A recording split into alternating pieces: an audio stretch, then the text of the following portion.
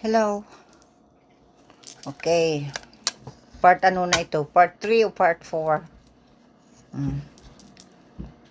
Kain muna ako ng ice cream. Mango ice cream. Galing talaga ito sa Pilipinas. Talagang lasang mango. Paborito kang mango ay. Yun. Ikwento ako yung isasabi ko. Yung nasa hospital ako, nasa recovery room ako, yun, naginipan ako. Ano yan? 3 tao, 1, 2, 3, nasa harapan ng mesa, nagre-ritual. Pagkatapos, yung nasa gitna, may mga sungay sila, may mga sungay. Mga sungay talaga, may mga ano. Pero yung sa harapan dito sa number 1, tapos dito sa huli, hindi ko na nakita ang muka. Pero kilala ko kung sino. Ngayon nasa gitna, na ganyan guminan yan guminan yan. Ay nasa likuran ako. Ay nakita ko ang mukha. Nakakatakot talaga. Ano yan, na demonyo, na parang impacto, na may ang sungay, malaki ang sungay na ang ano na talagang malaki na talaga. Tapos ang mata pula, tapos may itim ang ng mata. Tapos ang bibig itim. Itim ang bibig. Ang ulo sa demonyo at impacto. Tapos ang katawan sa tao. Ay grabe, nakakatakot talaga. Na hindi ko talaga maano kung anong klaseng tao 'yun. Tumingin sa akin na ganyan. Ayun. Nagka-nightmare ako. Yung ginising ako ng nurse. Sabi ko, siguro may nagre-ritual sa akin. Magre-ritual na na yan, kung ano-ano mga ginagawa laban sa akin na ritual. Yun, ay grabe, ay grabe yung hinanap ko talaga sa Facebook kung may nakita akong mukhang kung na hindi ko talaga makalimutan ang mukha. Grabe. Na hindi na sa tao ang mukha. Talagang demonyo na impacto. No, parang yung parang pwede nang ilagay sa sa mga katakot na pelikula. Ay grabe. Hindi ko akalain na gayon ang itsura. Nag-ritual, nasa almisan ganyan ritual. May mga demonyo, ay may mga sungay.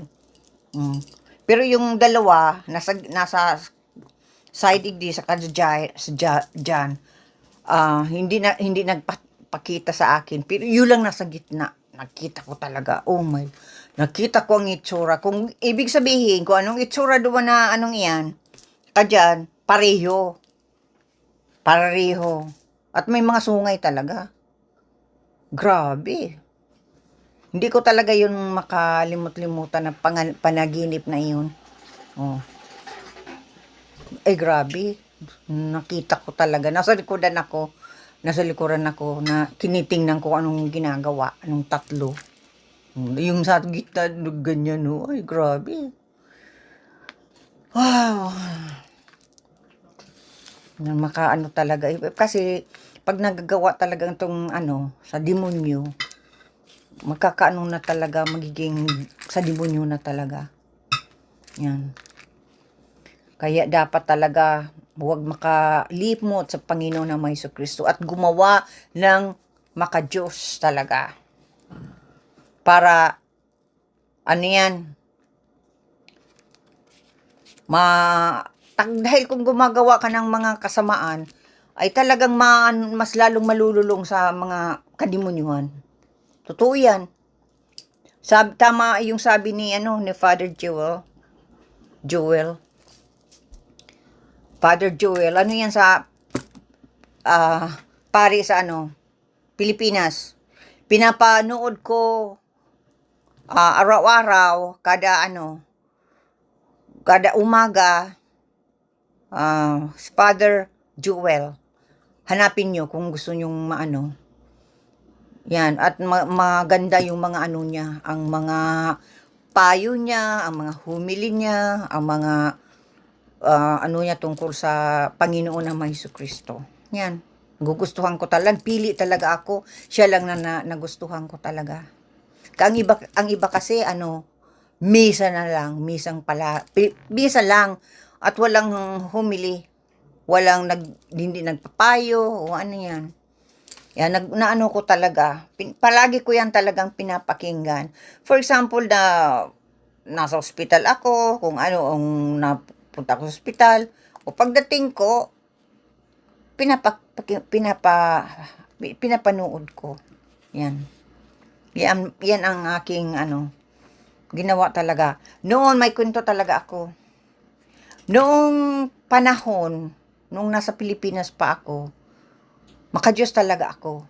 Palagi akong nagsisimba. Makadiyos talaga ako noon.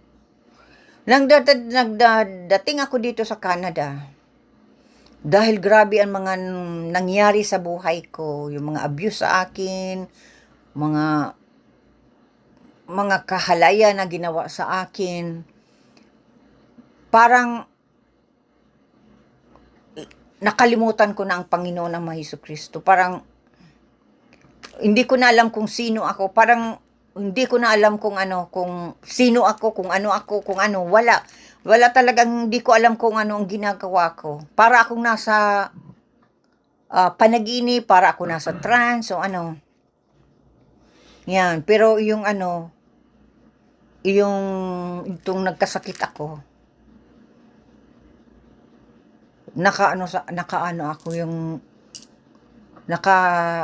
Naka-realize ko ako na nakalimot talaga ako sa Panginoon na Jesucristo. Totoo yan, talagang inaamin ko, nakalimot. Pag pala nakalimot ka, ang mga nagagawa mo hindi maganda. Oo. Maganda talaga, hindi maganda. Na yan. Kung ano-anong yung nangyayari sa akin. Palagi akong naluloko. Na-aksidente ako. Parang pinapakita sa akin ng Panginoon ng Jesucristo na nakalimot ka na. Yung na-aksidente ako sa motorbike. Paano yun? Pahiwatig yun sa akin. Itong nagkasakit ako. Kaya ako parang nagising ako sa katotohanan na ako talaga. Bilang ako talaga. Hindi yung, parang hindi ako noon yung mga panahon na iyon. Parang hindi ako. Nagkikilos man lang ako kang mga parang hindi ko alam kung sino ako. Wala ako sa katotohanan. Para akong hindi ko nga ma-explain. Ngayon, alam ko na ang nangyari sa buhay ko. Noon, gulong-gulo talaga ako. Yan. Kaya huwag kayong makalimot sa Panginoon ang Jesucristo. Mama Mary. Dahil pag nakalimot, okay, ang iba naniniwala sa Diyos. Pero ang gawain hindi sa Diyos, makadiyos.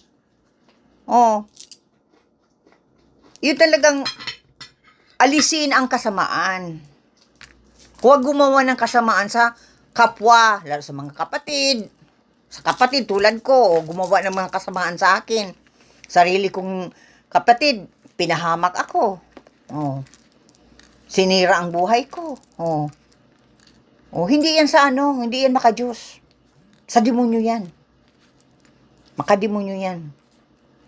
Kalain mo. Sabihin ako na ano, kulang pa yan. Gusto ko magsakit ka. Oh, inapot ko. Tinanong ko. Sabi ko, bakit pinapahirapan mo ako? Sabi sa akin. Nakatingin sa akin. Na parang nagtatawa-tawa. Na habang nagsusuklay ng buhok. Kulang pa yan. Gusto ko magsakit ka. Hindi ko yan makalimutan. Kaya yun ang ginagawa sa akin. Talagang pinahirapan niya talaga ako. Oo, pinahirapan talaga ako. Kaya grabe. Hindi kapatid ang tinuring sa akin. Mas worse pa sa katulong. Sa totoo lang. Kaya grabe. Kaya inano ko na talaga siya. Hindi ko na talaga yung pinapulis ako. Doon, pasalamat ako, pinapulis niya ako. Dahil namulat ako sa katotohanan ng mga ginagawa sa akin. Na mga kademonyuhan na ginawa sa akin ng maraming taon. More than 40 years ako nagsuffer. Mentally, emotionally. Kaya parang talagang sinira niya ang buhay ko. Totoo lang. Kaya grabe. Hindi ko na maano ang iba pang mga detalye na mga ginawa sa akin dahil grabe. Someday sasabihin ko kung ano ang ginawa sa akin talagang kababuyan. Grabe. Nag-counseling ako ng maraming taon. Sinabi ko sa counseling sinabi ko. Ay grabe. Pag naalala ko. Kaya yung nagaano ko talaga nung panahon yun nagpakamatay ako. Yun yung kataon man na ng social worker sa akin. Hindi ko madipinsan ng sarili ko. Kasi may gamot pang katawan ko. Akalain mo yan, kapatid mo. Ganyan ang napakita na okay lang, na mabuti. Kasi may mga pararegalo pa. Napakita ng mabuti. Talagang napakita ng na, yung pala, para hindi masuspitsahan na gagawa ng hindi maganda sa akin. Pero nalaman ko na rin kung sino siya. Alam ko na. Grabe. Kaya iiwas na ako. Kasi sana magbalik loob siya. Siya sa Panginoon na Jesucristo. Yun. Kung may siya, kung ang kinagagalit niya sa akin, dapat sinabi sa akin. Ate Dubi,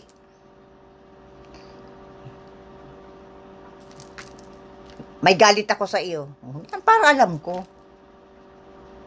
Para yung hindi ako mag-guess kung anong ginawa ko. Sabihin sa akin. Sabihin kung anong kinakagalit sa akin. Maganda nga yung yung talagang planado. Di mo parang pelikula. May napanood ako ng ganyan. Panadoonin natin tinatawag na Evil Sister. Hanapin nyo.